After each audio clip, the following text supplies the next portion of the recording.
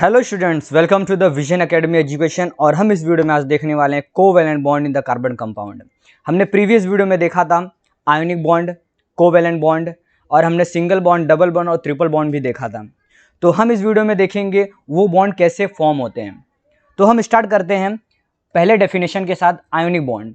हम थोड़ा रिविजन ले रहे हैं आयोनिक बॉन्ड और कोवैलेंट बॉन्ड का, क्योंकि ये बहुत ही इंपॉर्टेंट है हमारे आगे वीडियो में। तो आयोनिक बॉन्ड क्या होता है? Ionic bond, it is a type of chemical bond form through an electrostatic attraction between two oppositely charged ions. It is called as electrovalent bond. यहाँ पर आपको जो दो फिगर दिख रहा है, यहाँ पे एटम 1 है और एटम 2 है। एटम 1 हमारा मेटल है और एटम 2 हमारा नॉन मेटल है। यहाँ पर एटम 1 ने अपने इलेक्ट्रॉन को ट्रांसफ़र किया है एटम 2 को, और जब भी ट्रांसफरिंग ऑफ इलेक्ट्रॉन्स होते हैं किसी बॉन्ड को फॉर्म होने में, तो उस बॉन्ड को हम बोलते हैं आयोनिक बॉन्ड। और जो भी कंपाउंड आयोनिक बॉन्ड फॉर्म होके बना रहता है, और जो भी मॉलिक्यूल्स एक आयोनिक बॉन्ड फॉर्म होके बने होते हैं मॉलिक्यूल्स, उनको हम बोलते हैं आयोनिक मॉलिक्यूल। तो चलिए देखते हैं हम covalent bond. Covalent bond, it is the inter atomic linkage that results the sharing of an electron pair between two atom. यहाँ पर हमारे पास दो एटम है, एटम 1 और एटम 2। ये दो एटम अगर अपने आप में एक बॉन्ड फॉर्म करेंगे, कोई भी दो एटम ट्रांसफरिंग ऑफ इलेक्ट्रॉन से न होकर शेयरिंग ऑफ इलेक्ट्रॉन से एक बॉन्ड फॉर्म करता है।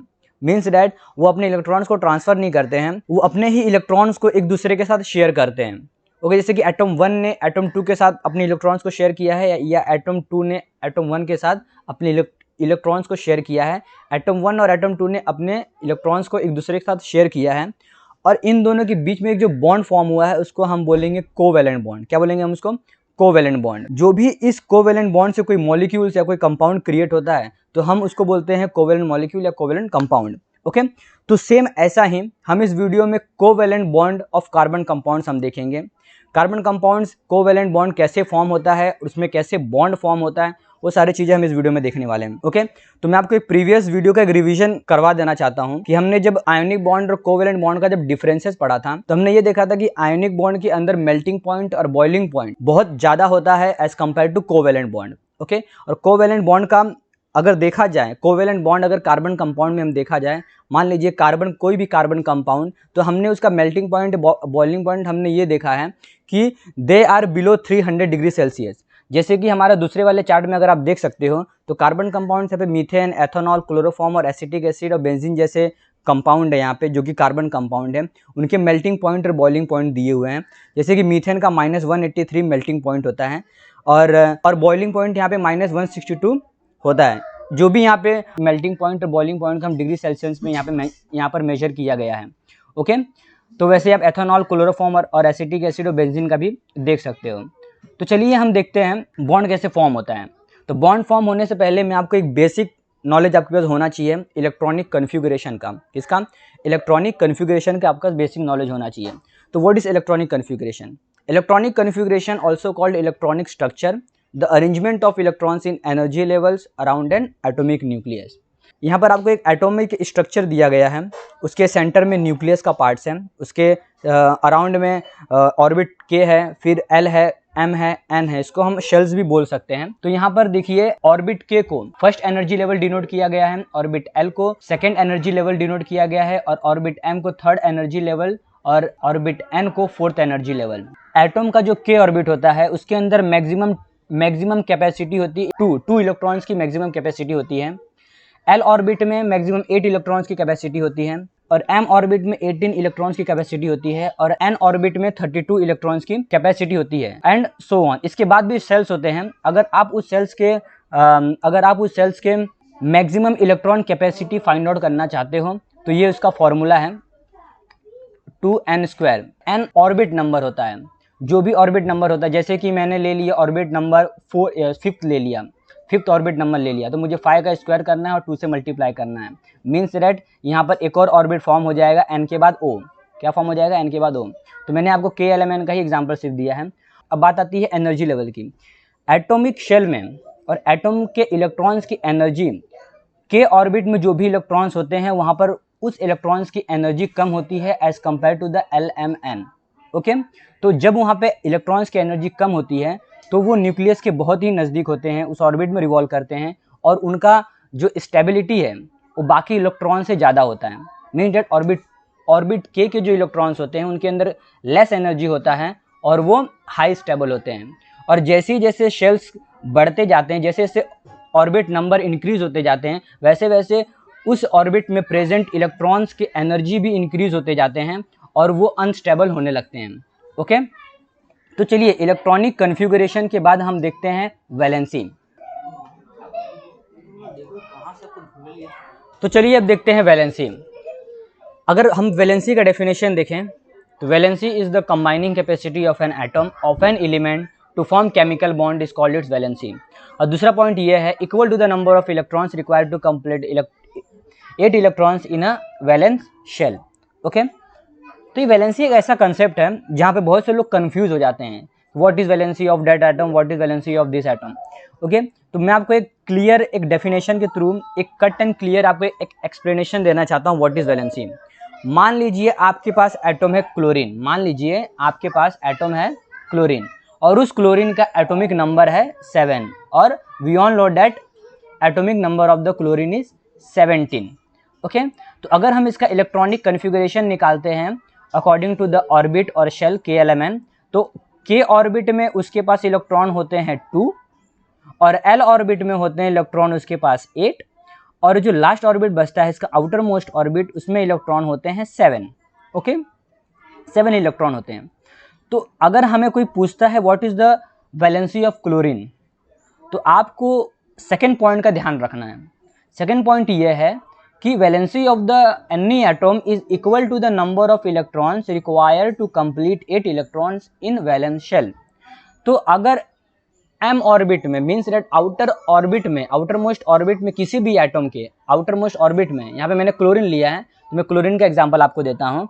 तो क्लोरीन के आउटर मोस्ट ऑर्बिट में 7 इलेक्ट्रॉन्स हैं, पर अगर उस वैलेंस शेल को कंप्लीट करना है, उस आउटर मोस्ट ऑर्बिट को कंप्लीट करना है, कितना इलेक्ट्रॉन लेगा? अगर वो उसको आउटर मोस्ट ऑर्बिट को कंप्लीट करना है तो इलेक्ट्रॉन्स की जरूरत पड़ती है 8 इलेक्ट्रॉन्स की, पर इसके पास तो 7 इलेक्ट्रॉन्स ऑलरेडी हैं, तो उसको अगर 1 इलेक्ट्रॉन्स और मिल जाएगा तो उसका क्या होगा? वैलेंस शेल कंप्लीट हो जाएगा।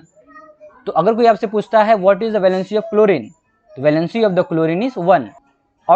और दूसरा फैक्ट ये है कि कोई भी एटम का जो वैलेंसी होता है -4 और 4 के बीच में रहता है। ओके, -4 to +4 के बीच में रहता है। ये आपको एक बहुत इंपॉर्टेंट बात है, आपको याद रखनी है।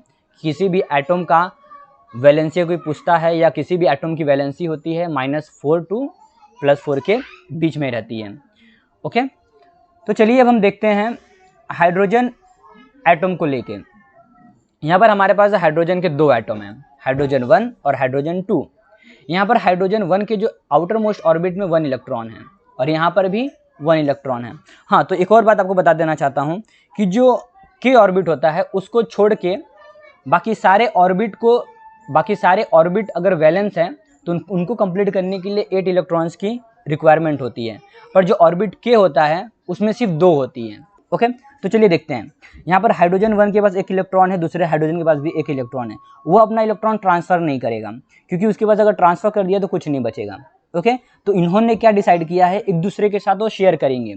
तो इसके पास भी 2 इलेक्ट्रॉन हो जाएगा, इसके पास भी 2 इलेक्ट्रॉन हो जाएगा।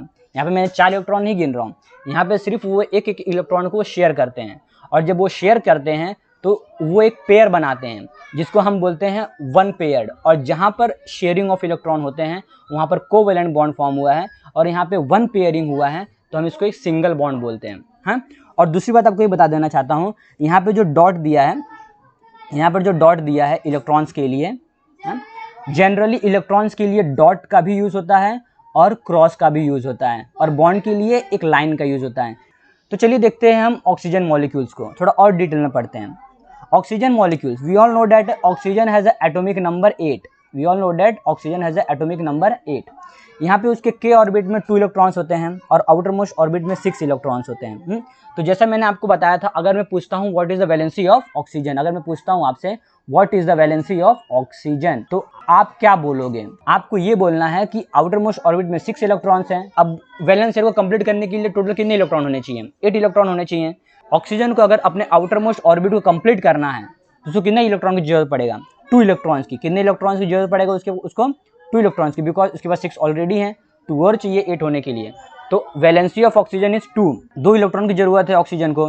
तो ये वाले ऑक्सीजन एटम ने इसको 2 शेयर किया और ये वाले ऑक्सीजन एटम ने इसको 2 शेयर किया। यहाँ पे 1 pairing of electron and the second pairing of electron.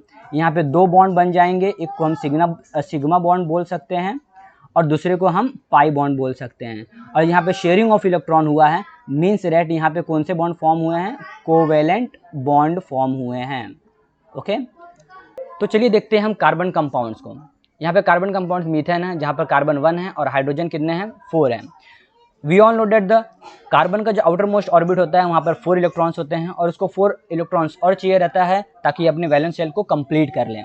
Okay, यहाँ पे 4 हाइड्रोजन है, हर हाइड्रोजन के पास 1 इलेक्ट्रॉन्स है उनके आउटर मोस्ट ऑर्बिट में, और उनको कंप्लीट करने के लिए 1 इलेक्ट्रॉन्स की रिक्वायरमेंट और होती है, क्योंकि के ऑर्बिट में सिर्फ 2 इलेक्ट्रॉन्स की ही रिक्वायरमेंट होती है।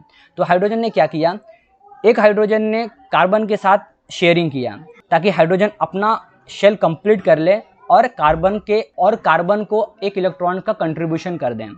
फिर ऐसे ही चारों हाइड्रोजन ने 1 इलेक्ट्रॉन के साथ शेयरिंग किया है, जैसे कि हम इस दूसरे डायग्राम में हम देख सकते हैं, यहाँ पर शेयरिंग किया, यहाँ पर शेयरिंग किया, यहाँ पर और यहाँ पर शेयरिंग किया है। और जो फॉर्म हुआ है, इन्होंने 1 शेयरिंग हुआ है, मतलब यहाँ पे 1 पेयर क्रिएट हुआ है, वहाँ यहाँ पर 1 पेयर, यहाँ पर 1 पेयर, यहाँ पर 1 पेयर, तो यहाँ पर एक सिंगल बॉन्ड फॉर्म हुआ है। और जो कि यहाँ पे शेयरिंग ऑफ इलेक्ट्रॉन्स हुआ है, तो carbon compound covalent bond form किए हैं। तो ये था हमारा covalent bond in the carbon compounds. मैंने जो भी पढ़ाया है आपको उसको नोट डाउन करना है। और दूसरी बात यह है कि आपको कोई भी डाउट हो कमेंट करके पूछना है मुझसे। और तीसरी बात यह है कि आपको इस चैनल को सब्सक्राइब करना है। ओके स्टूडेंट्स, ताकि मैं आपके लिए और भी अच्छे वीडियोस लाते रहूं, बनाते रहूं। तो इस वीडियो क्या करना है, आपको लाइक करना है, शेयर करना है और सब्सक्राइब करना है। Okay, thank you.